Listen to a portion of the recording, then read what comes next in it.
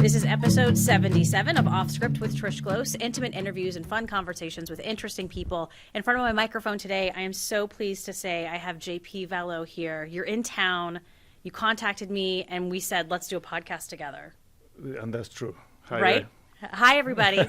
JP stands for Juan Pablo. Juan Pablo. Mm-hmm. You are from the Umpqua Valley, not from originally, but you traveled down today. Yeah, so we, the Willamette Valley. The Willamette Valley. The Willamette My Valley, bad. yeah. Yes. Almost right there. So Umpqua, then the Willamette. I know. I get my valleys confused. They're all so beautiful. Yeah. So. But that's true. So, yes, I came yesterday for the meeting with the Rogue Valley Wine Growers Association, Mm-hmm. and we have a recap about the vintage, the 2019, we just finished. Nice. And then having a great conversation with you Having right now. a great conversation with me. You are the winemaker at Silvan Ridge.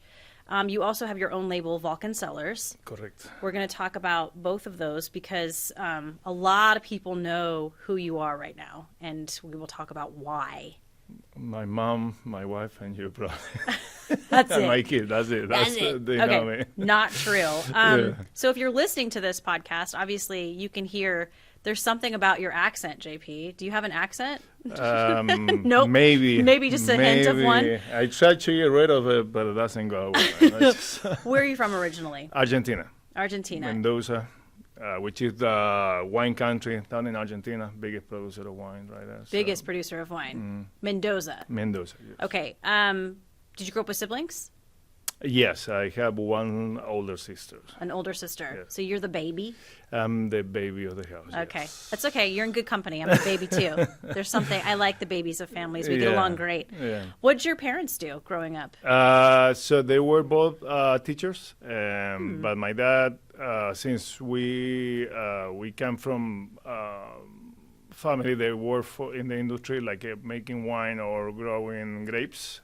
So my dad went from working for the family, and then he started teaching, and then he was in a bank, and then he decided to go back and start selling wine. Okay. So he still do that. He's a wine broker, and my mom is retired right now. So you said he worked in a bank? Yes. Okay. And he was teaching what?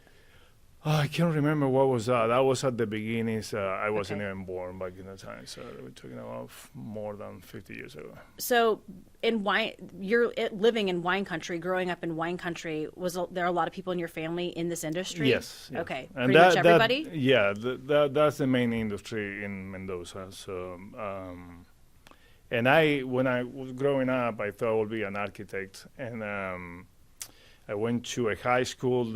All the high schools in Argentina, they have an orientation, so you can either start working right after that when you got your title, or go to college from there.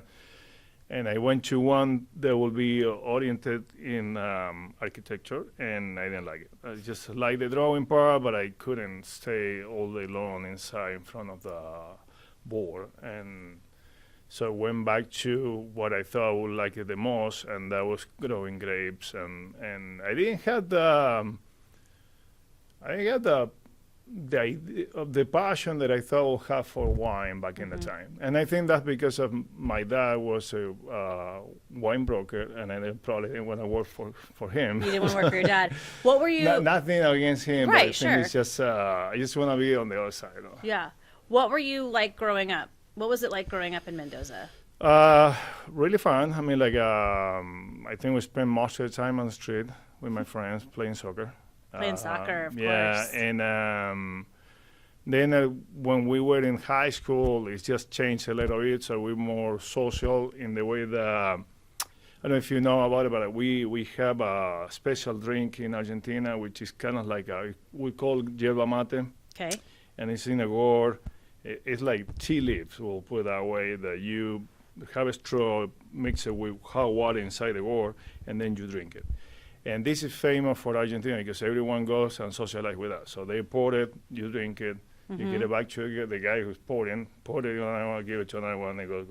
So it's non-alcoholic. No, it's a tea. It's an a tea. infusion, yeah.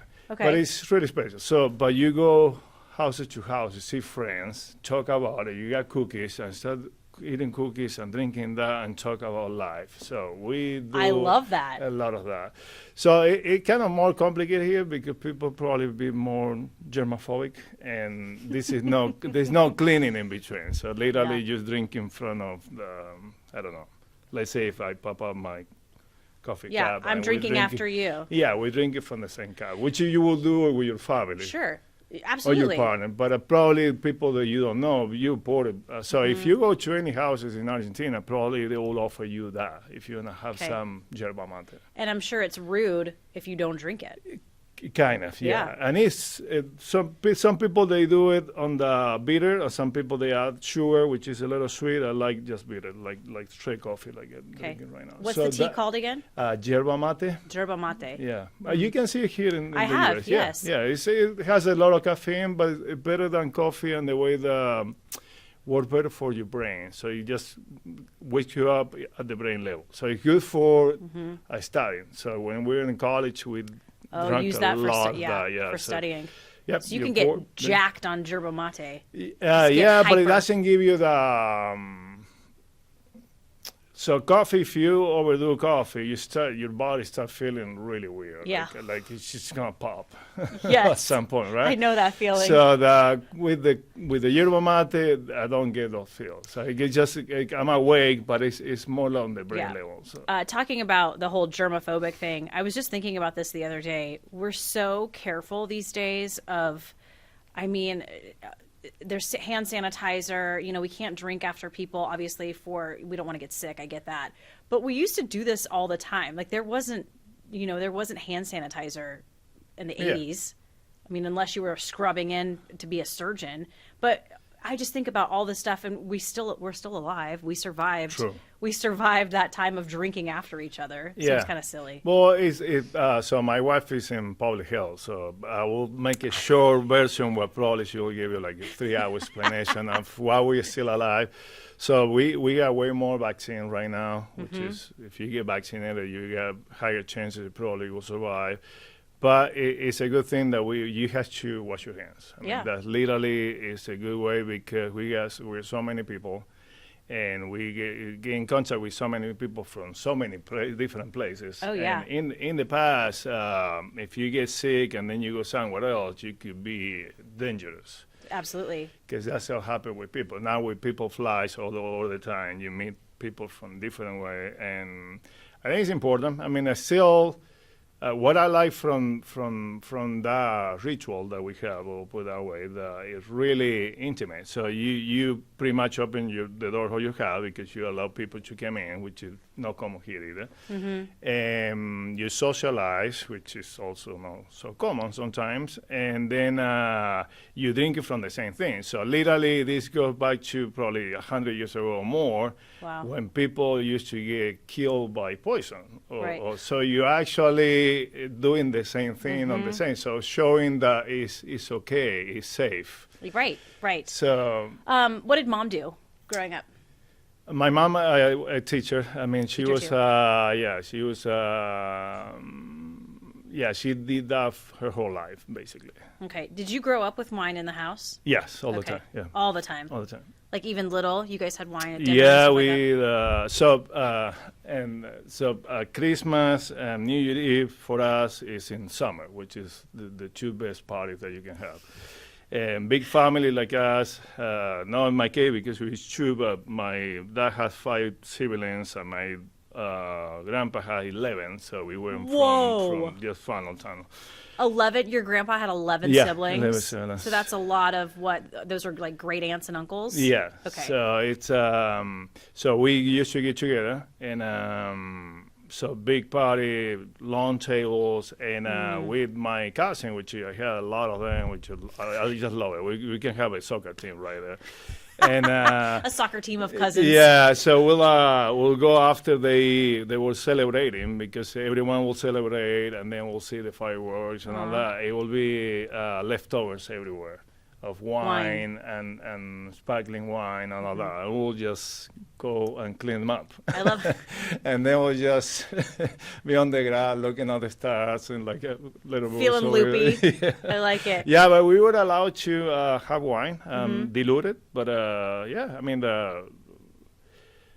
So at some point, I had some beer, and my dad hated it, not because he hated beer, but because he was so much in the wine industry, they want us to just drink wine. Right. Because that's what he has Competition. for a living. Yeah. Yeah. Do you feel like drinking wine that early helped your palate, hindered your palate? Did it make a difference? I'm not sure about the palate, because I'm not sure they will be looking at the wine the same way that I'm looking at right now. But For sure. But helped me a lot with the understanding about alcohol and how to drink. Huge. Yeah. It's huge. Yeah, I think that as soon as you give the time to the wine, the time that deserve, it's like look at the color, smell the wine, swirl, smell, try it, think about it, swallow. Get the aftertaste, the finish, and all that. So all that process, all that ritual takes probably at least has to take 5 to 10 minutes. It should. So that's one sip. So compared to beer, that you several sip in less than a minute, and then if you're in college, probably you just want to blah blah blah blah blah. So it's a different approach to how you handle alcohol. And the problem with alcohol is not just the alcohol, it's just you drink it so fast that you're not allowing your body to react to that, digest it, go to your system. And I think that when I learned that, and on top of that, you should do that because some of our wines, they take 3 years to see daylight. And if you're just going to Gulp it. I mean, all those 3 years of training and making sure the wine is in a good way and making sure the wine will go on the right time. It's wasted. Yeah, it's Drink wasted. in the moment. Drink in the moment. Yeah, so that's why I always encourage people to drink wine with friends or partner. I mean, do it with someone else. I mean, if you're by yourself, fine. But it's a social thing. And I think that I went back to, I mentioned the yerba mate thing because I like to socialize. I'm a big guy, and I love that. I love to meet people, talk about things, even if I agree or disagree with them. But I like that. I grew up in that way, and this is one of the things that I miss the most, that part, the social part. Sometimes I feel like we don't have time to do that, and I get it. I mean, it's true. I mean, we just go. So many things right now. But yeah, I grew up in South Carolina, and that was very common. You just would go to your neighbor's house, and you would pop in. There was no calling to say, I'm coming over. You would pop in. They were either home or they weren't. I mean, and you would go in and probably have some coffee, or in the South, sweet iced tea. And if there were biscuits out, you'd have a biscuit, and you would just hang out for probably like an hour, just kind of shooting the breeze and catching each other up. And then they were gone, and either to the next house or they'd go home. But it's very odd. We don't do that anymore. We just don't pop in anymore. Well, yeah. And if probably you pop for a in, good thing, you should. Yeah, if you pop into something. It may be right. It may be a good thing that we're not just popping in, but there is something about that social aspect of how it used to be. I understand that. And I miss that a little bit. Yeah, it's I guess that's the part when you get adulthood and you get in the system of society, working society, and we're just busy. We're busy. Yeah, and sometimes if you have someone unexpected, it may, I don't think it will ruin it, but it's unexpected, and then you have to you thought about doing something with the kids, and then you gotta modify the whole thing. And it doesn't, it just doesn't. It It has occur to be framed right now. It has you got this agenda schedule that I agree. Gotta, and I hate it sometimes, but it's important if you wanna do everything that you need to do.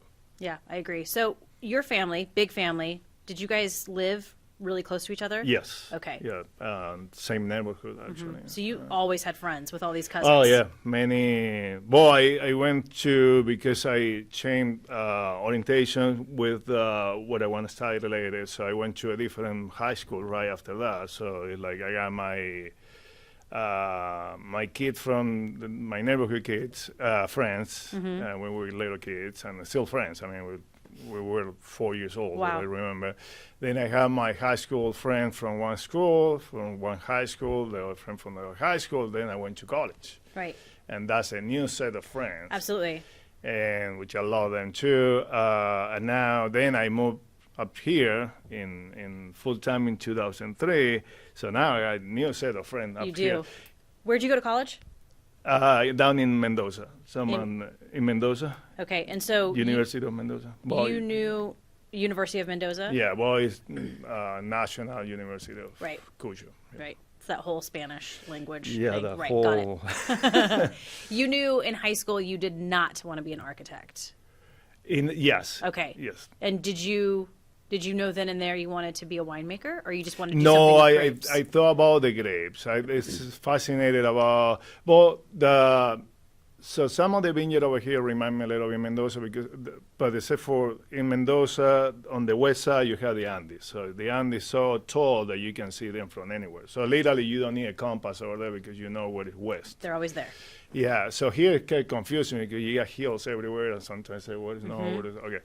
But that remind me of that because kind of the hillside, and it's so pretty. I mean, it's so pretty. You're out in the middle of nowhere, but it's surrounded by vines, and it's just so peaceful. And always the idea of driving the pickup and going up and down, checking here, checking there. I love that. I still do that. And And you were on the move. You were constantly moving. Yeah, and I had my own vineyard until last year, so I did that. So, but I became a winemaker up here, Right. in Oregon. I didn't do any winemaking. I did a little bit of winemaking for college because we have our own winery at college, and we had a practice there. I did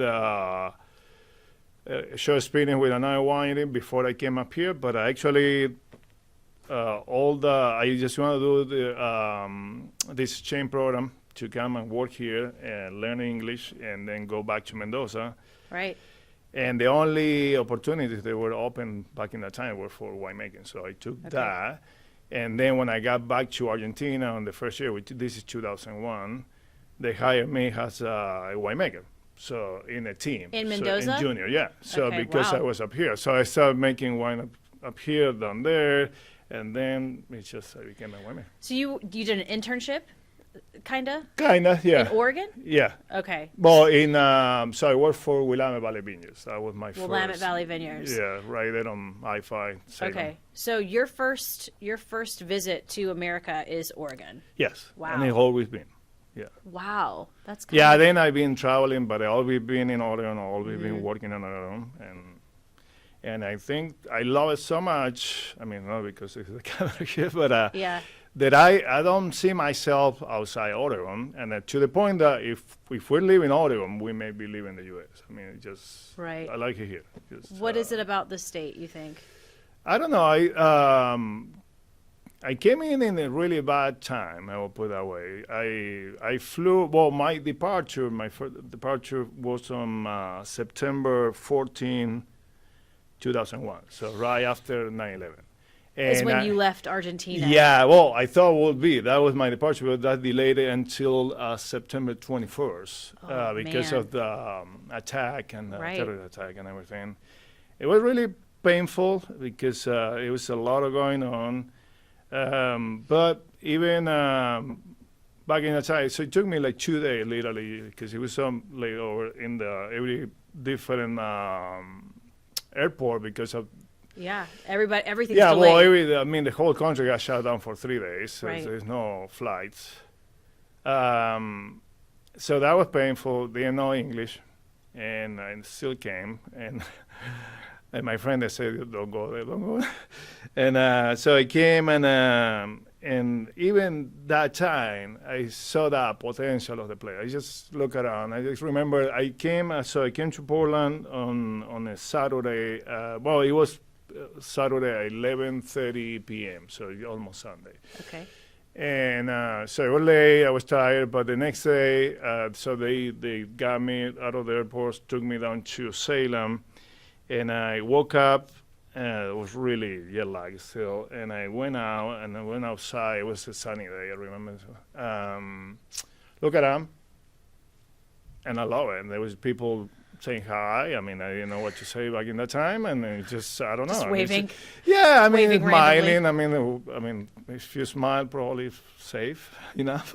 Well, I mean, We all smile in the same language. we do.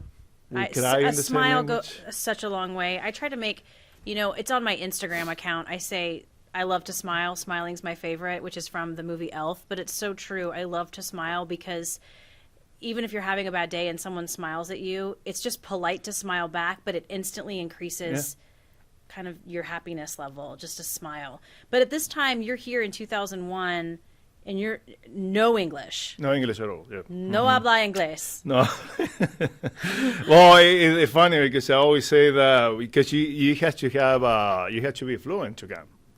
And I mean, You have to be fluent in English to come here? yeah. So, Says who? well, it's the form that you got to fill it up. Oh, did you lie? I didn't I didn't know. I didn't know I wasn't fluent. JP, No, I didn't liar. lie, but I said, well, are you fluent? I said, check. I mean, fluent compared to whom? I mean, Yeah. what are the standards that we're talking about? I mean, I know how to write a little bit. I know how to read because that's what you get in college. But the listening part, I mean, I was. We call that just fudging it I was a there. little bit. I feel like it was really bad because you hear the sound coming your way and it's like boo, and you don't know what to do. Like That's so overwhelming. yeah, I did a harvest, and I remember going back to the apartment that was rented by the winery, and a few times cried. I mean, like it was just really overwhelming. I mean, it was a lot of work. Fortunately, I got great people at the winery. I mean, the guy, Derek was my boss over there. I mean, we did a lot of body language, like, no. Yeah. But I did what I knew, so that was easy because all the lab part and the winemaking part was easy. But it was emotional for you. Yeah, it was really bad. Yeah. And then, so I have a few guys that were from Chile, we became good friends, and one of them is working in California now. And then there was some Mexican guy working there, and unfortunately, even my Spanish, it wasn't similar to Mexican Spanish, and then I had to explain the whole thing, so I felt like I couldn't talk with anyone. You couldn't talk to anybody. Yeah, Oh, that's like, so frustrating. It is frustrating for a guy that goes socialize everywhere and talk everywhere. Like, oh, geez, I mean, like, but I like it, and they say, well, come back next year, man. And we just love what you did, and so after a month and a half, so I started getting a better knowledge, I all understand a little better. I'm not able to talk back, so.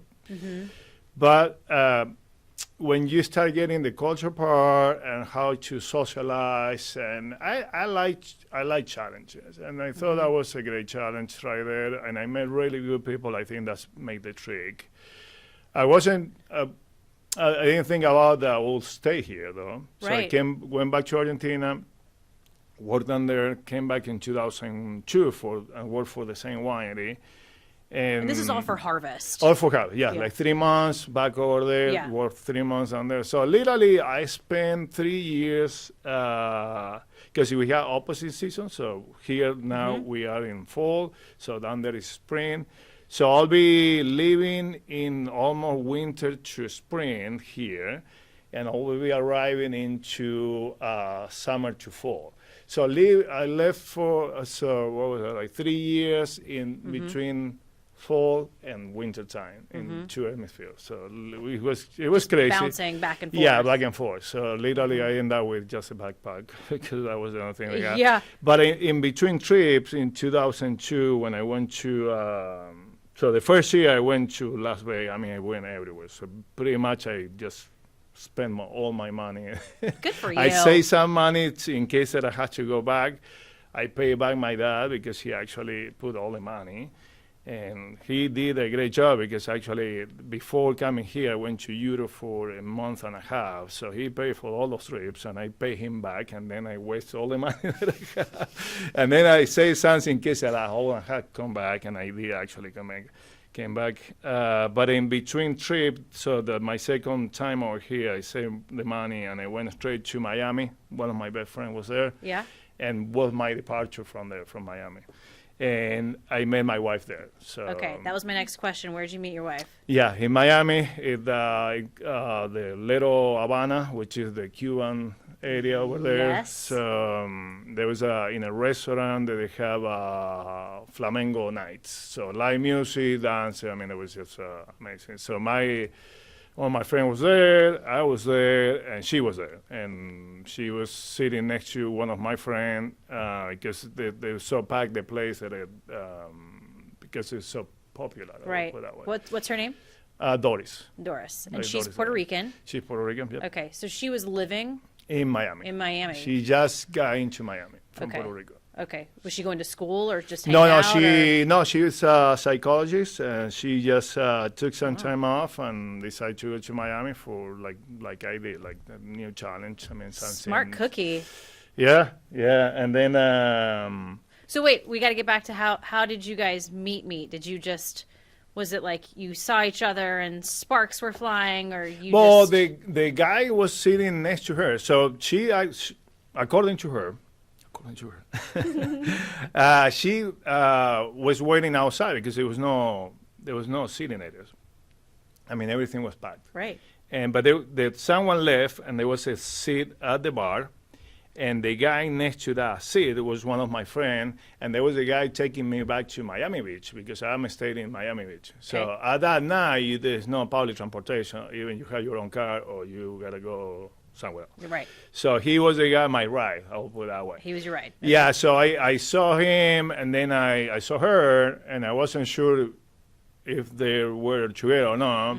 So I just went check, and but that was the excuse. Say, don't forget about you're taking me back to the apartment. right. Yeah, fine. And then that was her birthday that day.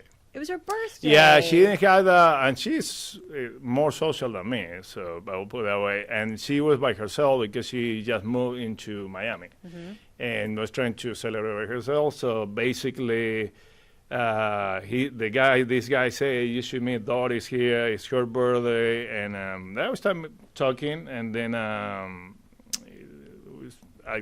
didn't pay any attention to the music anymore. So we started talking. And they said, well, we should go hang out, celebrate it. There was a few places that were open in Miami, so they will go that way. So I had no car. So she had her car, but I told my friend that we'll go Perfect. here. He said, well, no, just go with her. I said, okay, I'll go What with a her. friend. And then we got lost. It's like, okay, we got lost. Wait, you got lost? Well, I got lost. She was driving and said, "What are the other guys?" And we went to the place that we supposed to meet, but we were by ourselves. So, but I mean, there was more people there. Sure. But I said, well, why we don't just wait for them? So we started walking down the street, up and down, and in Miami, talking about, and then I mean, we spent like probably four hours talking. I mean, like up and down. So we'll do all the exercise. And you just kind of knew something about her? Yeah, and yeah, true. Yeah, it like when I don't know. Some people call it love at first sight. Sure. It kind of that way. I don't. It felt like it was so good to be next to her and talking. And but the situation changed. So it's like we're in Miami, so I have only 3 weeks, and then I had to go back to Argentina.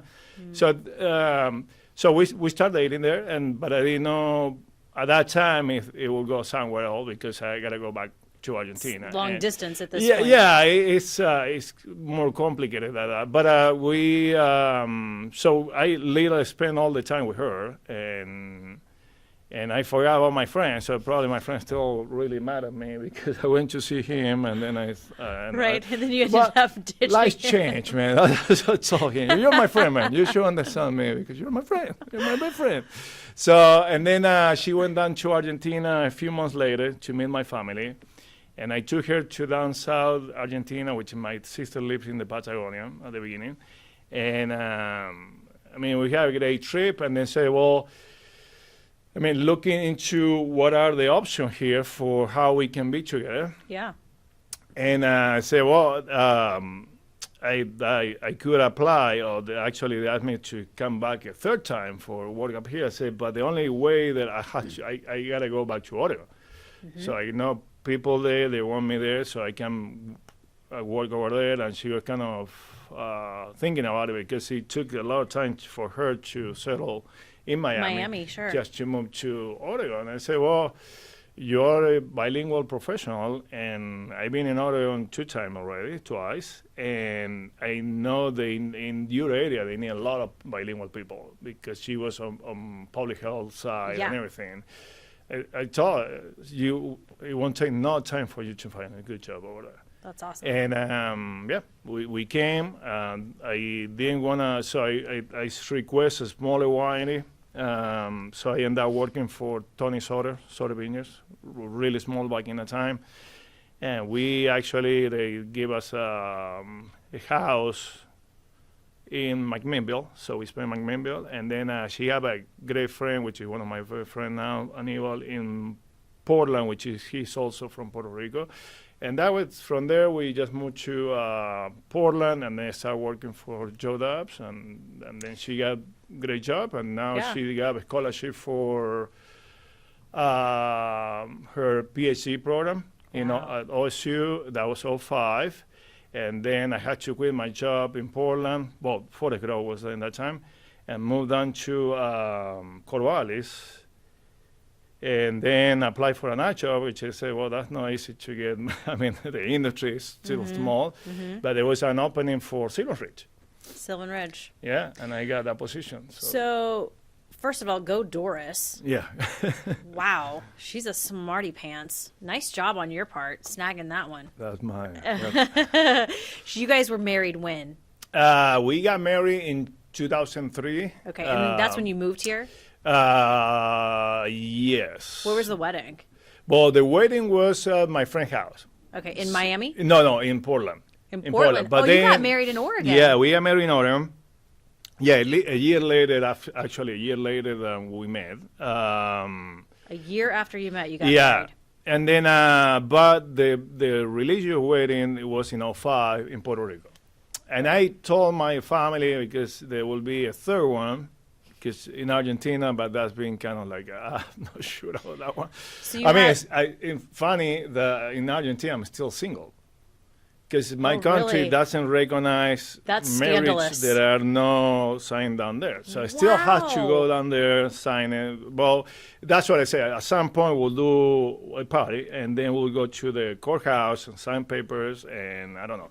We already did a 10th anniversary wedding and at the winery back in 15. At Silvan Ridge. So you're coming up on 15 years then. Yeah, yep. Wow. So you have a small wedding in Oregon, and then you have a big wedding in Puerto Rico for her family, obviously. Yeah, she and friends, and so basically I met her mom a few days before the wedding. Wow. Because, but I asked for her hand, so I did the old school way. Good. And But it was easy because it was on the phone. So basically, I tricked her because I called her and I say, you should take a seat. And she was, you panic more and say, well, just ask for permission to marry your daughter. You and tricked her. Oh, geez. And so you were like, I don't know, she probably saw something wrong or whatever. So I don't know about that. I don't know about tricking her. Well, it was easy for me to say. I'm still a social guy, but this parts are more complicated. And did her mom like you? Well, we never saw each other besides pictures. But even during the wedding? Well, no. This is before we go into the island. Okay. Yeah. But she lives in Corvallis too. Oh, great. So she mom, does like you. Yeah, I love her. I hope she like me back. How can anybody not love you, JP? Well, I don't know. I don't want to get in there, but no, I try to be honest all the time. Sometimes I'm too honest, and then probably some people may not like that, but I was told when I was a little kid that if you say always the truth, then you don't have to remember what you said. Ooh, that's right? Good. So, and that's what I've been doing. So I don't. That's good. in a polite way most of the time, but I mean, sometimes people don't want to hear what they want to hear, so it's fine. I think I think in the industry I may have issue, but a small issue. We still talk with people like twice in all these years, 16 years. Okay, so let's get back to this. You're still single in Argentina. Do you ever let Doris know, like, hey, watch it, woman, I'm still single in Argentina? Yeah, that's why I can't go that often anymore. You can't go to Argentina? By myself. Is that a plan to go down there and make it official? Yeah, it was a plan. It's just then we had the kids. You have how many kids do you have? Two. We got Francisco, which is he's 7 right now, and then Evangelina, which is 5. And we've been down there, but if it was me, I would be more simplistic, and we just go and do it. But for her, it's different, and this time she probably will try to come out with something good. I mean, something that actually is important, and I want to give something that will match the importance of the. It's not just any part. It's not just signing. It's not just signing a paper. Yeah, no. it's a commitment. It's right. Again, and even though that we married here for a long time, it's still we gotta do it, and we'll do it at some point. You still have a lot of family there, too. Yeah. My whole side of the family is on it. So for her, it's different because her mom is here, her sister is here. So her dad passed away a long time ago now, but so her and closer friends they move over here. So literally, when I brought her to Oregon. A lot of people came. She brought her troop with her. Yeah. I like that. But Smart girl. Oregon is really welcoming state. It and is. It's really pretty. It's oriented the way that I want to with the environment. I mean, our industry is so welcoming.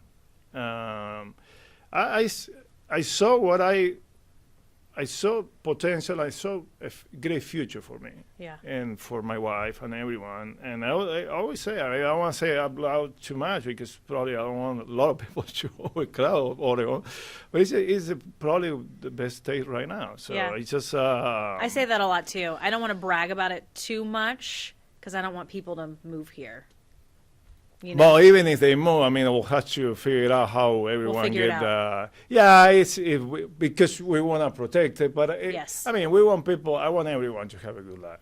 I mean, there's no point of me having a good life, you not having a good life. Right. Because I don't like that. The part of socializing is because when you socialize, you hear good things and bad things. And normally, sometimes people don't want to socialize because there's a lot of people having hard time. They will tell you. Let's and stay you on the don't good. You want to hear positive things. I mean, what's wrong with everyone having a great life? Nothing.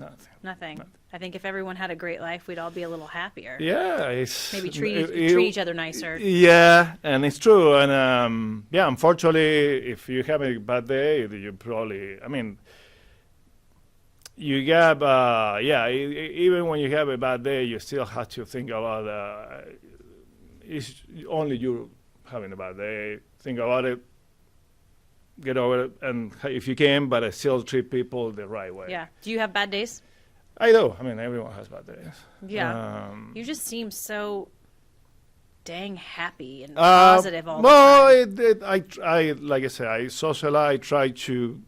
It like I said before, this would go even for the winery too. Happy people make happy wines, and I try hard, or harder sometimes that everyone in the team or in the winery is having a good time too. I'm really flexible and pro family. I mean, you have a problem in your family, you gotta go, man. It's just there's no point unless. You can move without one person, so, but most of the time I say you need to go. Because I prefer that you focus on the family, and when you give in 100% for the wine, you have to be, if you're in the wine, you have to be 100% for the wine. Right, and so when you can go focus on those things and then come back and put all of your focus into this wine. And I always tell people, say, you got problem at home, you keep it at home. I mean, like, just socialize with people, do what you have to do. You need to go back home and take care of them, just go back home.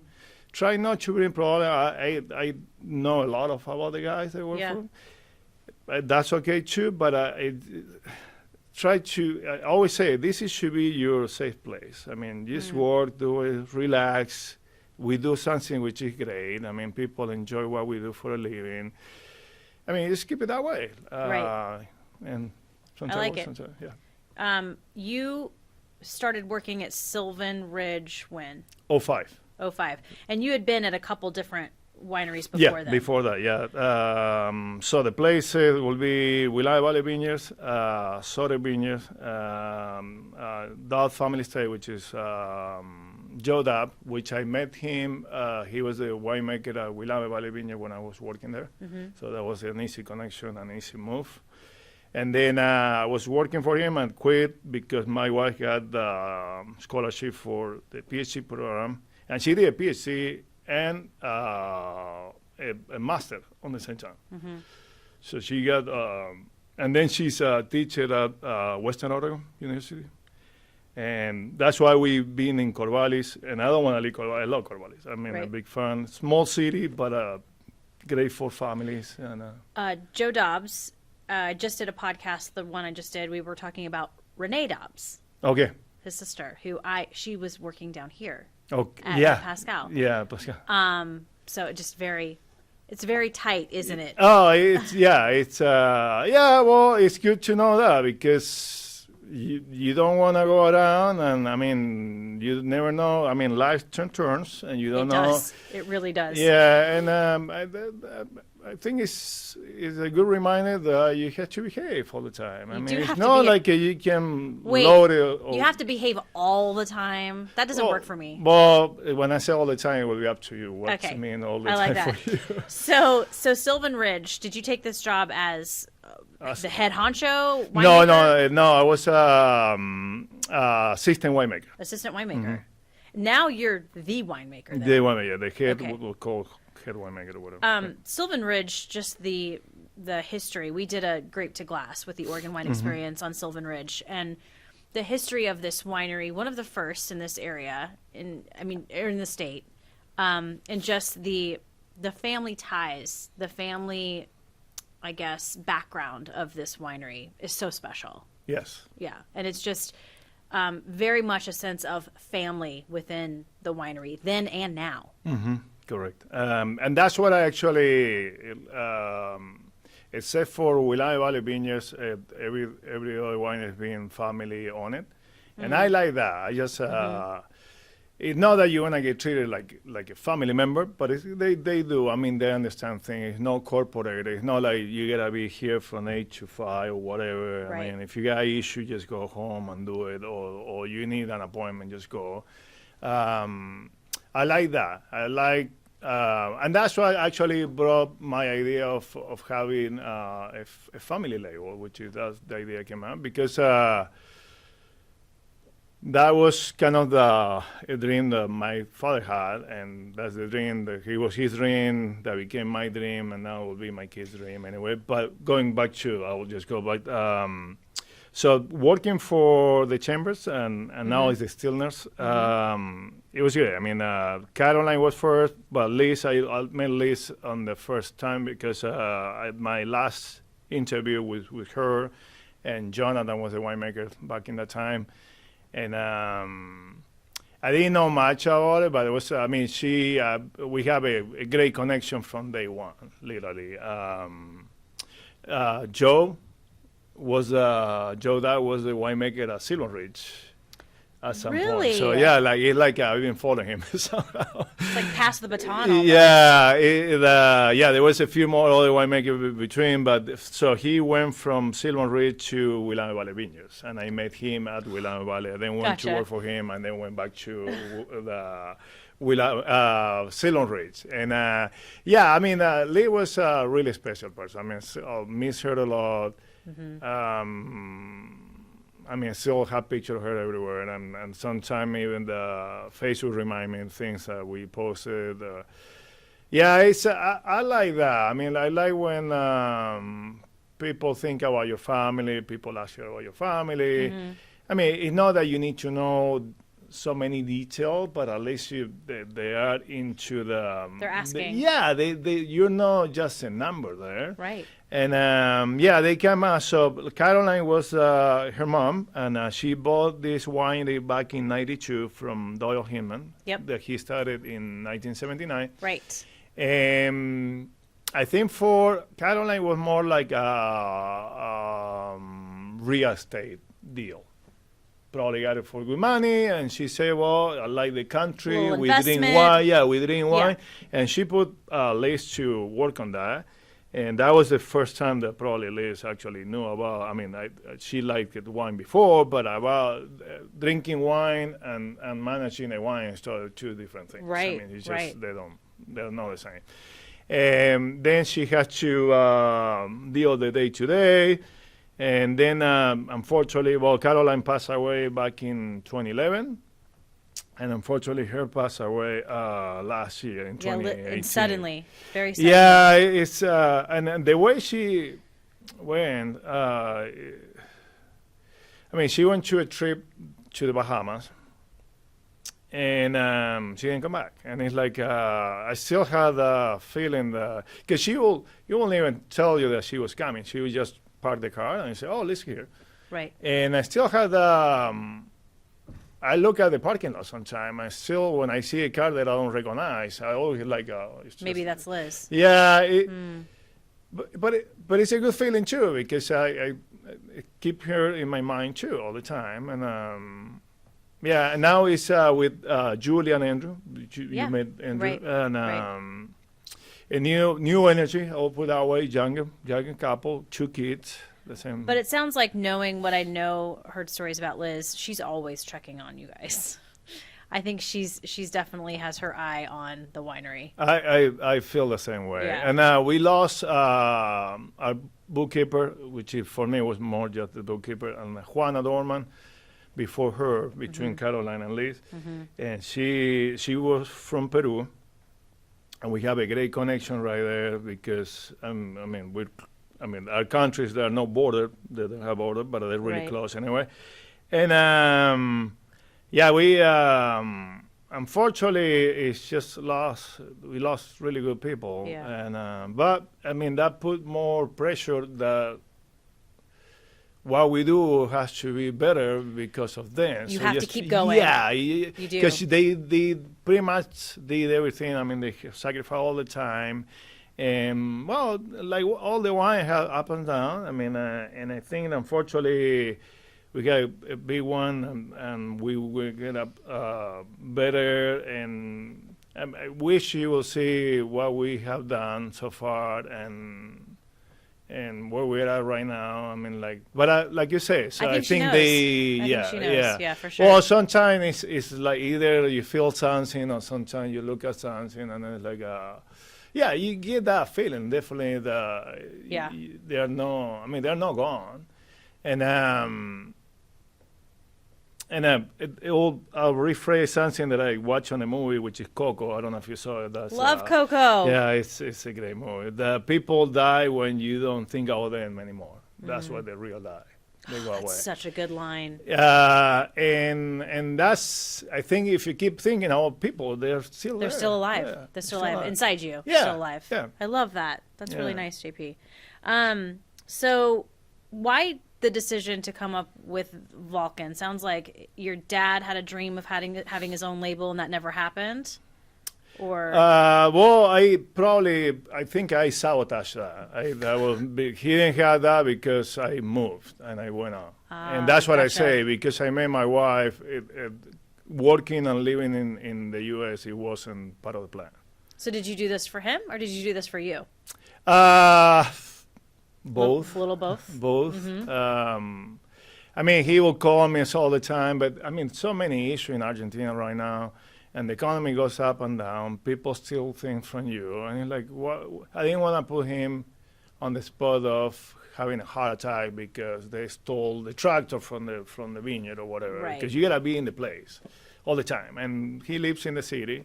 So, and it's not like here that within the city, you got vineyards everywhere. Uh-huh. So in order to go to a vineyard, you got to drive. So it's not that close. So either you live in the vineyard, no one lives in the vineyard. You live in the city, and then you go to work in the vineyard. Right. And I always say, like, I can't help you, man. I don't want to do it that way. And if I want to be doing, I just want to be on top of things, because that's winemaking. You gotta be on top all the time. Allow the wine to do its own thing without rushing it, but you still have to be on top of things that will happen, how to schedule things. And then I think the idea for him was just to give us something to the kids. And I told my wife not too long ago that if he had a dream fulfilled, I probably wouldn't be here, because I'll be working for the family. Right. And at the same time, I thought about it. I said, well, I had to do something. I want to do that for them, because when I was in college, most of my friends, their family has either vineyard or winery. So for them, it was just learning and then going back to work for the family. For me, it was just looking for a job. I mean, and probably, wishing that probably some of these guys will take me with them and work for the family too. And I think that changed the concept. And say, well, I want to have a family business. I've been working for family on places, and I don't know. And I told my wife, I said, well, think about it. If you want to have our kids nearby, because I did that to them, probably my kid may do it to me, may go somewhere else. Possibly. We just came from so many different places right now. For sure. But if you got something that actually, if they like it, if I do a good job, or if we do a good job with my wife about how to get them involved in what we do or what I do right now, it's high chance that they will stay with us. Absolutely. Or nearby, at least. What does your dad think of your wine? He loved it. I mean, he wanted me to have his name on the label, so which is I'm working on that right now. Yes. Yeah. What's your dad's name? Well, it will be Valot. Valot. Yeah, it's Cesar Okay. Valot. Yeah. So I'm working on that. I just don't want to do it because I had to do it. I just want to come out with something special. But it also is my mom there, so I just I feel like if I start going that way, I got many special people in my life. You really do. Yeah, and it's like how we do without people feeling bad about it. I didn't pick them, I picked the other guy. Like it's that's the problem coming from a big family. Yeah, it's like, oh man, I don't know how to deal with that. So basically. I don't know how they took this, but I have a wine which is a Tempranillo that it's called El Torero, which is the bullfighter, which is not nothing related to bullfighting, but it's the nickname of the soccer player, which is my best soccer player. I'm a big fan of him. And I put it that way. So I put that, and I specify in the back label is honoring this guy. And I don't know, I told him, and I don't know he took it the wrong way or the right way. I mean, he didn't say, oh, wow, I didn't know that. But it's like, okay, like I already did something that may create some friction. I love it. And Vulcan is part of your last name and part of your wife's last name. Yeah, correct. So VAL for Valot and CAN Cancel, my wife. Yeah. Awesome. And what you will see on the label, they are petroglyph. These are petroglyph, original petroglyph from the Caribbean. You can see them in Puerto Rico, and that was the idea of bringing Hersey into the concept. So because I will be making the wine, so the art inside the bottle is my art. Yes. And then Hersey will be outside. So basically, these are petroglyph from the Native American called the Taínos in Puerto Rico. And I think that I love them. I just just to get the label, the concept, the whole thing, it took 2 years. So I had to delay the release of any other wine for 2 years because we didn't want to come out with just a label. It has to have a meaning. So everything that we do, at least for the family, has to have a meaning. I love that. I try to live my life that way. Everything I do, there's some purpose or intent behind it. Yeah. Otherwise, what are we doing? People know you right now because your 2015 Syrah won Best in Show at the Oregon Wine Competition just in August. Just in August, yeah. You were surprised. I was surprised. Did you had no idea? I I didn't have idea that I would win for sure. I knew that I got something better than. So we have been lucky that either with Silvan Ridge or my own brand, we've all been getting gold medal, double goals. Exactly, and all that. yeah. But funny that it's a trick here, that, and probably everyone knows it, but you submit your wines, and by submitting the wines, you're already a winner, because this is for a great cause. So you're already a winner. I'm saying this time in August, I was a double winner. Mm-hmm. Because I got something else. But I always feel like a winner because what we do and what we do it for. When you submit the wines, if you get medals, it will be an email from Jacob and say, congratulations for the awards, but they won't say what it is. But they say how many cases they request of your wine. So you can go by the number of cases. Kind of think about it. If they need a lot from you, you kind of got something big. Yeah. Okay. So, because normally this is kind of simple math. But if they request one case, it's a silver medal. Okay. They request 2 cases, it's gold. Okay. 3 cases, it's double gold. And then this time for that Syrah, they request 4 cases. And I say, okay, I know that I was told that this is getting bigger and bigger and bigger. So maybe the 4 cases are 3 cases so it's a double gold, but it's because they got so many people now. So it's like, and literally everyone played poker face with me. No one say anything, and I was wishing. I have emotional. It was a really emotional time. Right there, because I know that I will win it. I will be honest. I just wanna.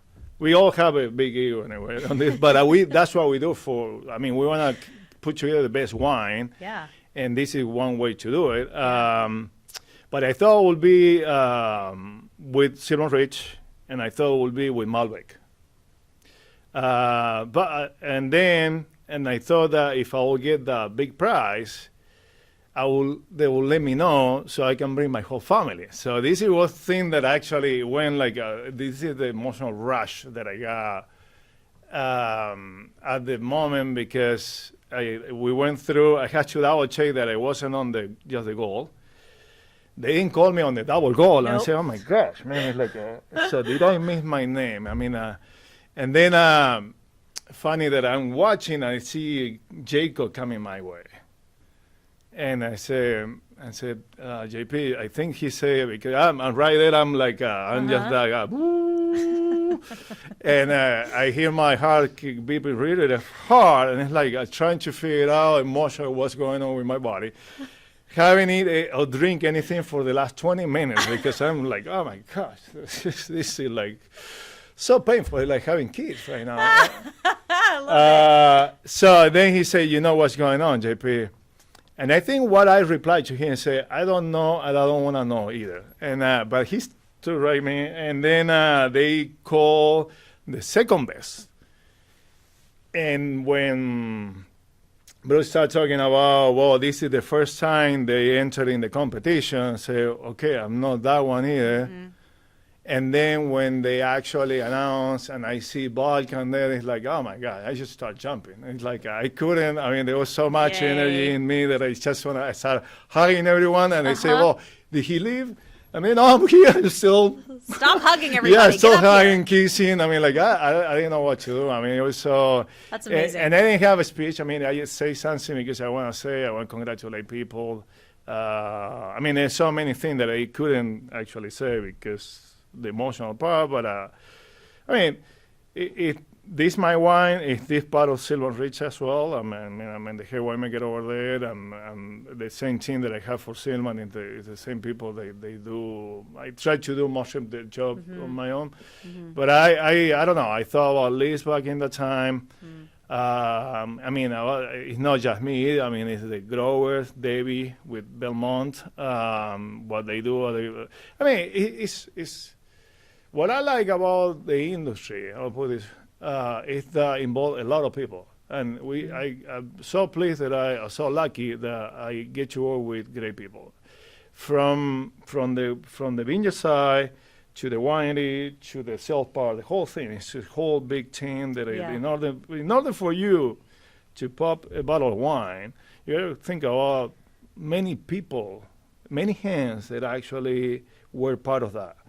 And that's what I love when I open a bottle of wine. I say, man, the amount of jobs, the amount of people that Blood, sweat, and tears. yeah, so we build communities. Actually, a good example of how places change when with the one industry. I'm not saying that we're the best industry or anything, but I'm saying that it's McMinnville or Dundee. I mean, 20, 30 years ago, McMinnville and Dundee didn't look like how they look right now. And that's the amount of places over here. I mean, we bring people in. I mean, literally, and we don't have those jobs like minimum wage. I mean, literally, we try to be fair with what we pay. Like I say, everyone should have a good life. I mean, unless you're greedy enough that you just wanna pay nothing and get all the profit for you, that's a different. Well, congratulations. Thank you. I do think it's funny. We're going to wrap up, but I do think it's funny that you came to Oregon to learn how to grow Pinot Noir. Yeah, grow and make. Grow and make. And then you're growing Malbec and making Malbec, or you're making Malbec. Making Malbec, yeah. I didn't get, where I live, there's no way that I can grow Malbec. But that's Malbec why I come down here. Malbec is the wine of Argentina, isn't it? It's the wine of Argentina, and what we make from down here is amazing. It is amazing. Your Malbec is amazing. Thank you. My bad, I did not prep you on my final three until just before, so pressure's on. Okay. Best advice you've ever been given?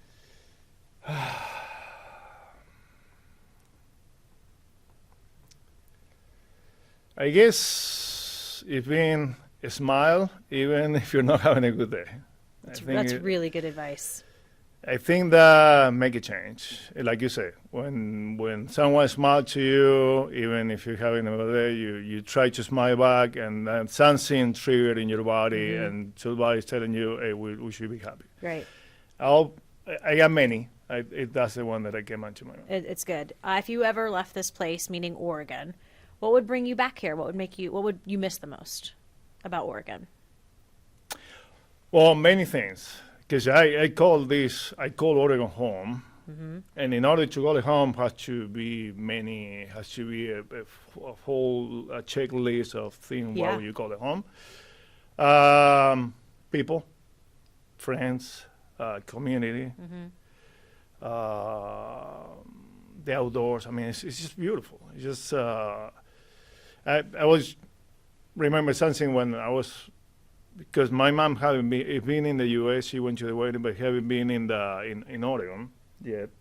And I said, well, talk about Oregon. I was always playing, and she said, like, when you talk, I mean, this is a phone conversation, and then not too long ago, she said, when you talk about Oregon, you talk like you're in paradise. And I say, I don't know paradise, but this feel like. I mean, I get to see the sunrise, which is, I love it. I mean, Mendoza is so dry and barely see some clouds.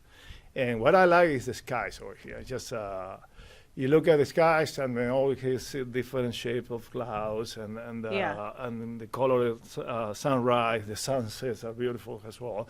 I mean, it has to still deal with the rain, but the rain what brings all the trees that we have. It's nice that you can call your home paradise. I mean, that's not a bad deal. Yeah, well, work and live in your own. And that's what someone said. We get to live in a place where people pay to come on vacation. Yeah, so I know. we live in that place where do. people pay to come over here. Okay. To have a good time. I love it. Final meal, final drink. What would that look like? Final meal and final drink in Oregon or just in general? In general. Whatever you want.